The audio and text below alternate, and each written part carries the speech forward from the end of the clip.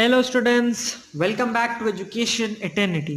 Computer fundamentals की एक class है और चैनल को सब्सक्राइब कर लेना, वीडियो को लाइक कर दो और देर किस बात की शुरू करते हैं।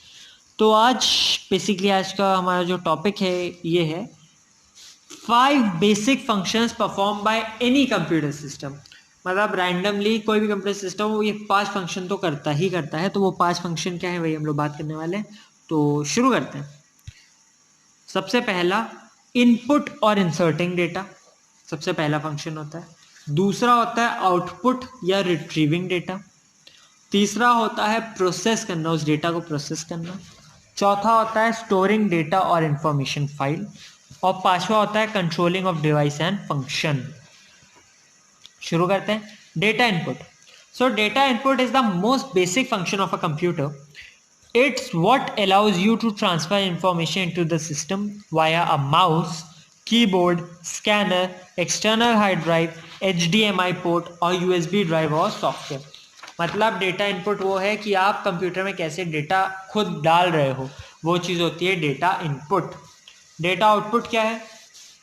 Monitor, printer, speaker, 3D printers, ये सब आउटपुट डिवाइसेस होते हैं। इनका काम क्या होता है? जो डेटा या इंफॉर्मेशन गई है कंप्यूटर में उसको प्रोसेस करके या तो डिस्प्ले करना या उसकी हार्ड कॉपी निकाल करके आपको दे देना।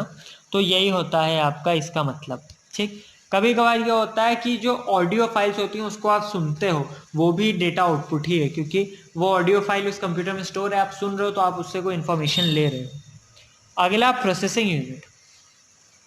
The task of performing calculation and comparisons is known as processing. The unit in computer system that is responsible for processing is ALU, that is arithmetic and logical unit. And ALU is the place where the actual execution of the instructions takes place during processing of मतलब जो भी operation दिए हैं आपने computer को, उसका जो execution होता है बेसिकली वो ALU में ही होता है।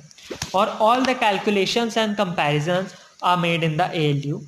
The data and the instructions stored in the primary storage are transferred in the primary storage when it is required. Primary storage में जो भी डेटा या इंफॉर्मेशन है वो कैसे स्टोर होती है, वो यही ALU की मदद से होती है।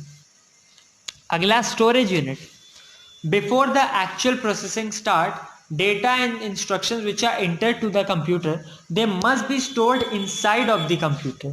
So similarly, results produced by the computer must also be stored before processing.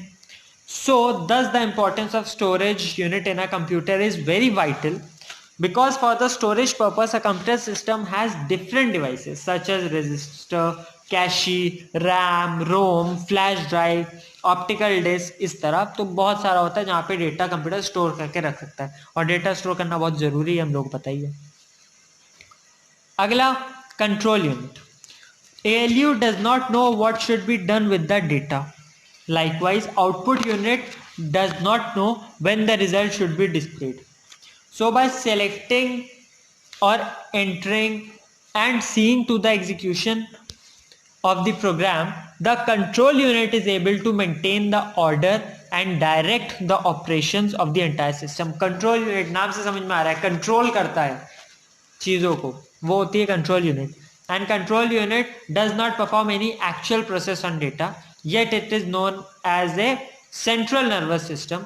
क्यों? क्योंकि वही गाइड करता है, वही बताता है कि इसका करना क्या है, because it manages and coordinates the entire system.